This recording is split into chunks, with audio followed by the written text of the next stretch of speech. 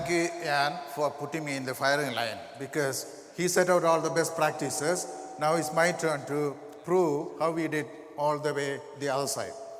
My name is Sheen. I'm one of the engineers at the Lego Group, and I have the management responsibility where I coach and work with engineers and architect solutions and bring things out to production. So this is Lego.com. So this is where I belong. So when I refer we, I mean the team behind Lego.com. Bunch of other teams in Lego doing great stuff with serverless and AWS, but today my talk is all about Lego.com. So when you visit Lego.com, remember that the backend services of this site runs on serverless. So I used to think that these sites at the footer should put something out there saying that this is powered by serverless or something like that. That would be cool. Anyway, there is a question coming up. Please do not raise your hand because you may see this as a controversial question in this politically correct world. So, is there a life after? So, if you are religiously inclined, you may answer one way, otherwise you may answer a different way. But that doesn't matter. So, the next question is relevant to us. Is there a life after serverless? So, you adopted serverless, you did something, and what happens next? Is there something beyond that? I would say no. You may be wondering why. Because for me, there is plenty of life with serverless. And that is a happy life that we all can have. So that's the reason there is no life beyond serverless, but there is plenty of life with serverless. So that's precisely what we are going to see today. So for us, how did the life start with serverless and the journey that we took and what are the different along the journey, did we gain something or what achievements we made, and then what happened afterwards. So that's pretty much we will be covering today. I have tons of things to go through, so I may be going a bit faster than usual. So where did we start? So I'll point out three things on the starting stage of serverless with us. So first is the motivation. What gave us the momentum to go to serverless. Then we will look at how did we prepare and did we achieve anything during the initial stages, and then we will be going deep into the traveling phase of serverless. So let's say motivation. So it's not motivation, this is more like a desperation or frustration, because 2017 Black Friday, we were serving service unavailable 503 to our clients. This was there for a couple of hours. So that time, this is on-prem, monolith, ATG, eCommerce, everything, right? The typical system you will have. Now, what this triggered was the organization-wide discussion and the debate and the hunger to bring something better for customers. So that's what triggered us or gave us the motivation to look beyond the monolithic on-prem setup to find something better. So that's how we got into the serverless. So when we heard it serverless, we didn't have much of idea because everything was new. So we went around to places, read many things, spoke to experts, and that's how we kind of slowly got the understanding and the belief that a checkout, online checkout, can be performed with serverless, including taking payments and comply with all the standards and regulations still with serverless. So that's where the sort of the preparation happened. Then along with that, we did quite a few POCs because for engineers, S3 was like, what is it, right? So when they saw first triggering event to a Lambda was like a heavenly moment because never seen it before. So few things happened to get things going. Then as part of that, we achieved a very simple thing. So we still had, so this also, we came to realize that when you start something new, don't look for perfection, okay? Because you can always get things better as you move along. So one quick win at that time was we still had the monolith, And we wanted to decouple a part of it, a small part. So we thought, take out the tax system and use the cloud-based SaaS version of it rather than the on-prem. So to get there from the e-commerce platform, we put a Lambda function and API gateway. This was the first Lambda or the serverless setup we put onto production. So that gave us the initial momentum, and people were able to see the benefit, and everyone were seeing the scaling and all the aspects you talk about serverless from there. So that's when the journey started. So now we were fully geared, so we wanted to full stream on serverless. So for that, we set up a few guardrails so that everyone will move in the one direction. And then we set up a few processes which should be familiar to you. And then we will look at the achievements as we went through the journey. So as you start serverless, it's important to realize that it's not the traditional way of doing things. It's not just programming. You need to keep that sort of mindset or the mind shift to see the products you develop as an ecosystem of many things. It's not just you doing a Java or a C++, doing a compilation or linking and doing things like that. It's beyond more than that. So that is important to have. So as part of the principles, for the first one was that we will go with AWS Cloud for all the good reasons. I don't need to talk about too much about it. Two things, number of services available and the tremendous support you gain when you go with AWS. And second one is, of course, serverless. The reason why serverless, because there is tons of debate on coming up with the definition after definition for serverless. I don't care the definitions. I care about the reasons why we need serverless. The first is, I mentioned, it's an ecosystem. It's not just a Lambda function doing things. It's the entire thing coming together to provide you a solution. And the second thing is, you can optimize things at a granular level. And again, not just optimizing a Lambda function. You can optimize an SQSQ, you can optimize the DynamoDB. Service to service, all these different things can be tuned the way you want that service to be performed. So that is the great benefit of serverless. And then the iterative development opportunity. You don't need to go with a big bang and do everything together. Start something small, then always build up, because the event-driven and all the other things give you the capability to do that. And this is very important, the engineering diversity. What I mean is the same thing I explained earlier, that the team now becomes a serverless team or serverless engineers, not just programmers. And then managed services, of course, because when there is a service, just use it. Don't reinvent the wheel, okay? Tons of good things. The functionless or the codeless point is important because there are a number of ways in AWS, when we use services, we can reduce the number of using Lambda functions. EventBridge, I will talk about that later, is a good example where it eliminates the need for Lambda functions doing tons of things. API gateway integration can be codeless, functionless in many cases. So microservices, I think Jan quite a lot of, I talked about it. Yes, microservices gives you that sort of the boundaries and the abstract thing that you can focus on. So it's independent with all the API and the event-driven concepts. It makes so much easier to maintain that sort of separation and not crossing the boundaries.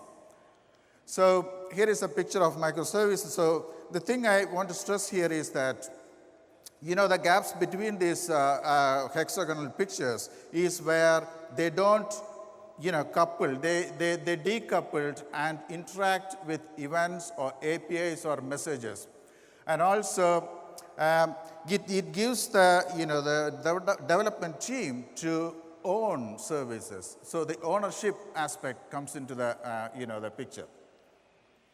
So few processes. So of course, this is common to all of you. But one thing stress here is that you don't need to follow a textbook. If there is an agile textbook, you don't need to follow if it doesn't suit your purpose. If the team thinks that estimation is taking too much time, they are already gaining velocity, they are already closing down so many tickets, why bother, right? So that's an example of you need to be flexible and open-minded to make sure that the team moving forward, delivering the value is important than just sticking with some certain processes. Now, this is important because often teams stuck in debating or discussing for days for simple things. Just don't do it. Come up with some sort of a design, construct or architectural pattern, have a discussion, make a decision, move forward quickly. So that way you can keep on progressing rather than stuck in same old place for days. The last point I wanted to make engineers architects, the reason I put is like don't think engineers just like resources or programmers. Give them the responsibility to come up with the design or architecture. If you're a senior engineer or an architect working with an engineering team, so you may be coming with the initial design, but then hand over to the engineers and ask them to enhance it or raise questions or review it. So that way they also get into the mold of the design thinking rather than just thinking about the program. So architect in set pieces, what I mean here is that focus on small things. So you need to have the picture of the whole thing that you're going to achieve, but your focus should be on simple thing. One analogy I usually mention is, so think of the cosmos with the mapping of all the galaxies as small dots. Yeah. So if you look at the picture as a whole, it's impossible to achieve, right? But then if you focus on a particular orange dot and you zoom in, that is a galaxy. Then you zoom in further, you find the star patterns, right? So you identify one star, then you find the planets, the moons, you zoom in. So then you can start something from the bottom, slowly build up, right? So that's exactly what I mean here is that you need to have the concept of the whole thing, what you want to achieve, but start focusing on simple. So then you have a base to build on and you can grow from there. So another example, when you build a big model, you don't start from the first brick to the last brick. Rather, you start building small blocks. Then you bring together. Now, relate this with the event-driven serverless thing. So you can build small things, and with all the event-driven approaches, you can slowly bring everything together. So same thing. All these kind of blocks or kind of you can do in set pieces and come together. So here is a product catalog import. This is one of the backbones of our thing, where we get product feed from the backend SAP system that needs to be transformed and taken onto the commerce platform. So if you look at the architectural design pipeline, so this is the first part. Feed comes to the S3 bucket, triggers an event, Lambda function. This can be developed in isolation and tested and even taken to production. It may not achieve anything, but still you can deploy it to production.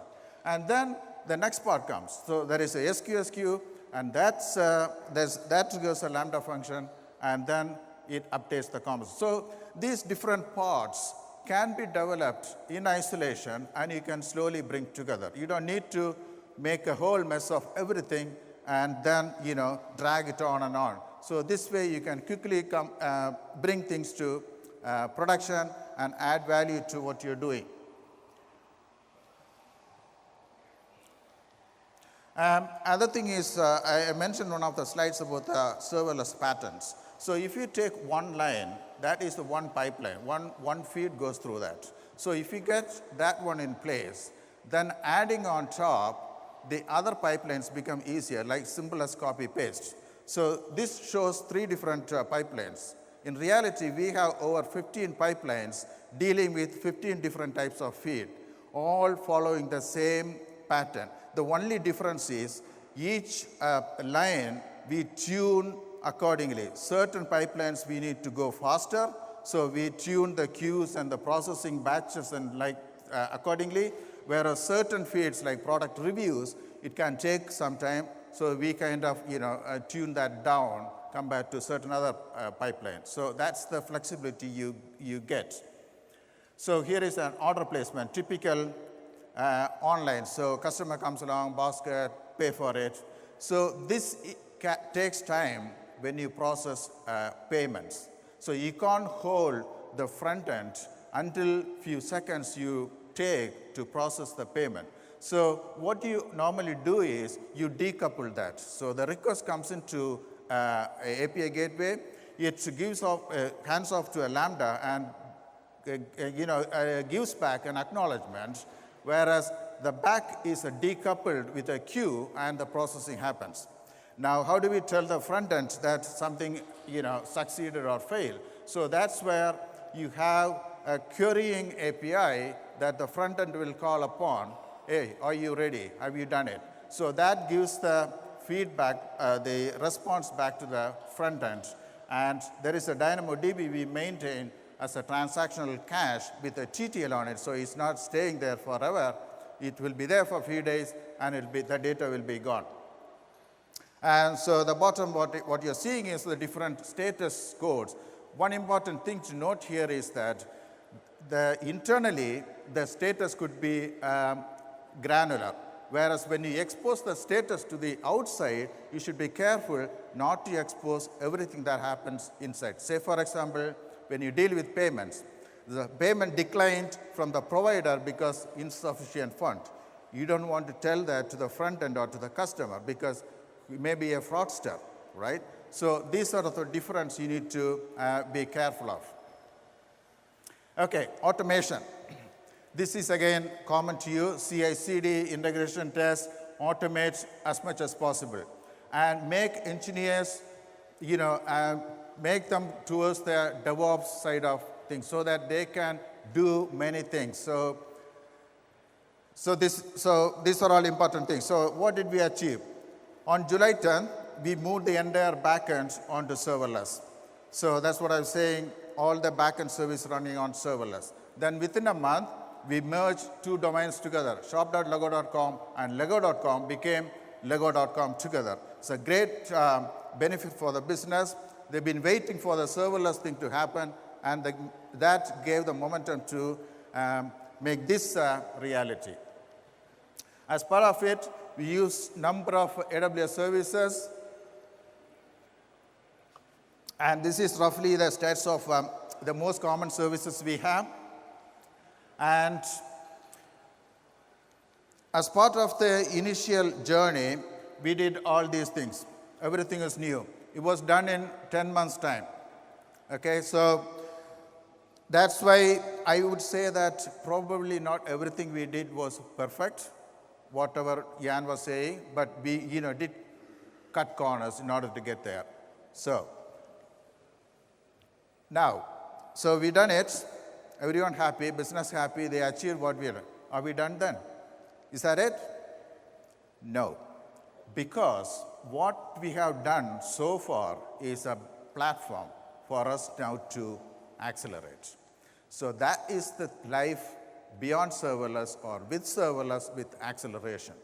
So I'll talk a few things about how did it help. It's not just technology. I'm going to talk about the team, how the team or the engineering culture got enhanced as part of the serverless migration, and the value for business and the customer and the technology. I'll focus on just one technology when I get there. So this is, I was thinking that because when you do all the groundwork on the difficult things, it's like launching a rocket.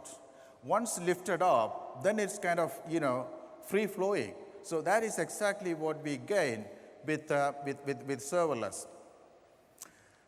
So serverless engineers, so I mentioned this before.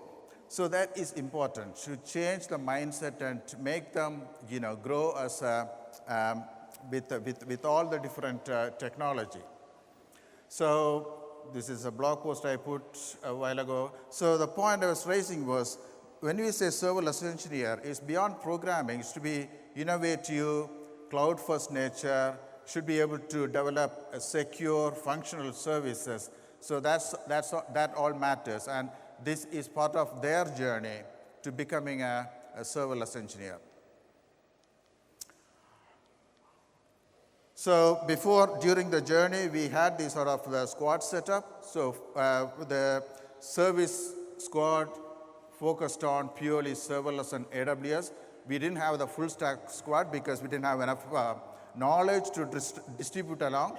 So after the migration, with all the acceleration, the whole setup changed. So now we have far more full stack squad, engineers, more engineers, but still certain squads are more dominant on AWS or serverless because they focus more on the backend services. But we are trying to distribute and move people around so that they all get the chance to work on serverless, among other things. So the DevOps culture is important, like I mentioned. So we need to make engineers to do more things. They're not just sitting there and doing the coding part. They need to be aware of what's happening. They need to access to logs, monitoring.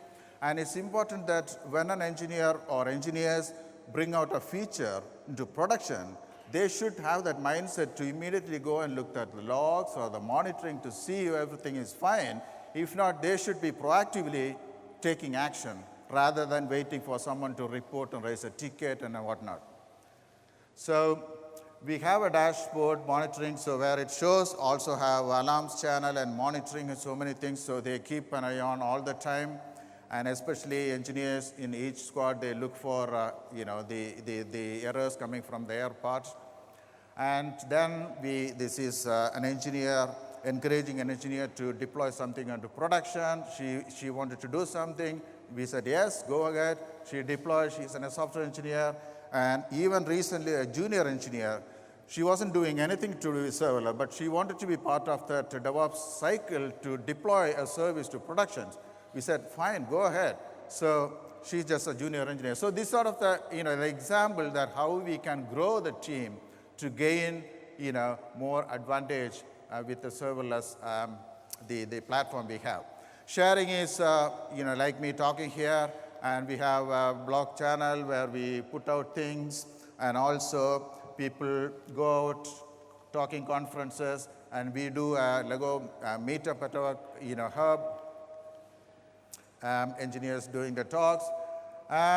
Value, business value. So this is important in the sense that if you want to achieve something for the future, don't get stuck with the past technology. It is important to move forward with the sort of new technologies become available. So 2018, Black Friday, we had both part of, we did the phase one of serverless. So we had part of serverless, part of on-prem in. It was one of the best Black Friday we had. And last year, a few months ago, 2019 Black Friday, we are completely serverless on the services side, and it was the best ever Black Friday we had so far. Now, so this is a product recommendation. This is a clickstream. I'm not going to go into the details of it. But this is basically, as you browse through the site, we track all your movements behind the scenes, not just as most of the websites anyway. So we stream everything to big data and data analytics to know the insights of what you're doing and et cetera. So that consumer is a data analytics. So when we ship the data to them, they analyze and they give back the recommendation. So this is what we normally see when we spend a few minutes on a site. Based on what we click, we said, oh, by the way, you will be interested in this thing. So this is the next value-added thing. So it's so easy to achieve with all the advances we have. Now, this is again for the stakeholders about securely uploading assets. One of the main problems we have is leaking future product images. So it's super cautious when it comes to uploading images to our CMS system. So we put together a small architectural design so that we can decouple the uploading account from the main account and make sure that none of the assets or products, the images left unattended anywhere. If it failed, remove. If it succeeded, remove the image. And and customer value is an important aspect because customers are difficult to satisfy. I can stand here and talk as a technologist, but when I am a customer, my approach is completely different, like everyone else. So this is a new feature which I think is in production now. So we still don't have the click and collect and all sorts of high-fi things. So this is a step one where you can go to the website and check if the product is in stock in a particular store. So it's the architecture behind this is very simple because we get the feeds and then that goes through the pipeline that I was showing earlier, and we keep the status in DynamoDB. And there is the other part is basically querying the data from the Dynamo, giving back via an API. Okay, this is simple. Now, how can we accelerate the value out of this? So think about it. Customers now searching for products availability stores.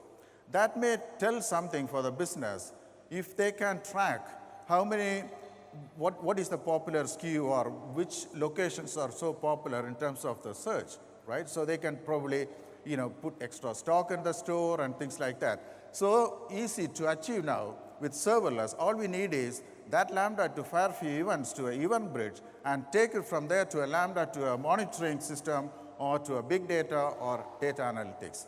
Yeah, it's all extra few things adding value to business technology. I'm going to talk about just one thing. There are so many things I can talk about. Event bridge. So how many of you use event bridge? Okay, few. So if you are using CloudWatch events, if you set up CloudWatch alarms and alerts, you are using event bridge without noticing behind the scenes. So this is a definition from AWS. So typically you start with your serverless journey with a Lambda function, then you put together a couple of Lambda functions, then suddenly S3 comes in SQS, brings things together. So they talk each other. There is a communication channel developing. Then you get excited and you put more things, right? So many things come along and all these kind of communication tangles all over the place. Then you say that, okay, I have SNS acting as the publisher subscribing mechanism. You have the topics and et cetera, et cetera. That's fine. So somebody comes along and say, why don't you think of microservices so that you can put boundaries along? So you draw boundaries and make them microservices. And still then you start distributing these things and grouping them into microservices. But the problem is each microservice then has some sort of SNS topic. The lines are all kind of still tangled. Okay? The SNS is fine. It is serving the purpose. But when it comes to the grand scale of things, it has limitations, especially when it's to do with event filtering. It's a nightmare, unless you have custom attributes and things that you cannot request from external parties if you are getting events. So that's where the event bridge comes in. So that comes in and sits at the middle saying that, okay, now talk to me. I will deal with distributing the events to various other places. So now the things become a bit harmonious. So what is event bridge? So event bridge is basically an event bus. So there is a default bus which is AWS one. We can put our own custom event buses and partner event buses. On one side, you have event producers firing events to the event bus. That's fine. Then on the other side, you have a bunch of consumers or targets to receive those events. Now, the magic happens here in the filtering and routing rules layer. That's where its power comes in to give you the freedom to choose what event you want to put to this target as opposed to this target. So that's the magic of event bus, and in simple terms. So what is an event, you may ask? So it's basically a JSON document. It has two parts. One is AWS session with a few IDs and date time, et cetera, et cetera. Then you have the customer section or the user section. User section is nothing but you can put anything if it's a valid JSON document. That's all. But if you are creating custom events, then I would encourage you to come up with some sort of structure for yourself so that it becomes easier when you filter and route events to different places. I know it's not possible in every case, but if you are microservice, if you are in control, generating custom events, it makes sense to follow some sort of your own pattern or a structure. So here is a simple use case that we have now. It's in development, partly in production as well. So customer placing an order, that's fine.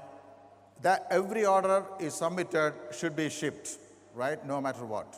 But every loyal customer's order needs to be treated for updating their loyalty account, okay? So that's the difference. So if we take this to EventBridge, so here is a checkout service. It's emitting an event or sending an event to EventBridge when an order is submitted.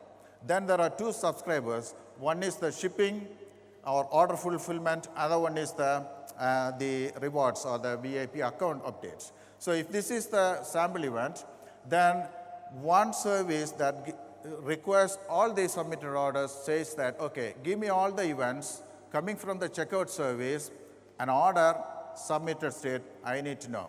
Whereas the rewards one would say, okay, I need to know the submitted orders, plus tell me only if it is that flag or the VIP flag is true or not. So that way you kind of separate out. You're not sending out everything to everywhere. And also there is another layer, routing, I'm not going to talk here, which again gives you the ability to send how much from this event data needs to go to each target. So here is a payment device status monitor. So the use case here is that, so when you go to a Lego store, so you feel that, you find that the checkout is busy, so you find these sort of assistants running around with their iPads, so they help you to place an order. And when it comes to the payments, they need a payment device. Most likely these payment devices are supplied by a payment provider, and they need to know which devices are available they can then take your payments with. So one way to do this is that because there is a communication channel between the payment provider and the devices, payment provider knows every single state of every single device. So they keep sending notifications. So if you provide a webhook to receive the notifications, and then you can put those notifications onto an event bus, you can even go with a functionless integration with the API gateway, and then depending on where you want to take, so in the bottom case, there is an API that is serving the stores app. So where it goes to the DynamoDB, then queries and gives. Whereas on the top, you have a dashboard for your business to look at any point in time, how many devices are active at a particular store, okay? So that may not need all the data that goes to the DynamoDB. So again, this is where the EventBridge comes in. So here is an event coming from your payment provider, doing the enveloping business at the API gateway level, then you get the EventBridge event. And you take that event, and then, so this is the different routing options. So you take that event and then do your filtering, saying that, okay, send me all these events coming from this particular source of this type. Then you have the transformation flow saying that, okay, extract these two values from the event and send only those two as the outgoing event to your target. See the difference. So this is the entire event you receive at the bus, but those two are the fields that go out to that particular target. So I hope you get the picture of the benefit of EventBridge. So I wrote a blog post about a few of these things and a few patterns. And also, I gave a talk recently about detailing a bit more on what I just mentioned. I think it's available on YouTube now. So that's pretty much I have today. Now, tomorrow, I think it's Valentine's Day, right? So you see plenty of this in the air. But today is not tomorrow. Today is today, right? So today is Serverless Day. So obviously, all these people, serverless enthusiasts and experts here, there is plenty of serverless in the air. Please make use of the opportunity today and let your serverless ecosystem grow, okay? After all, serverless is for everyone, Serverless is everywhere. Thank you so much.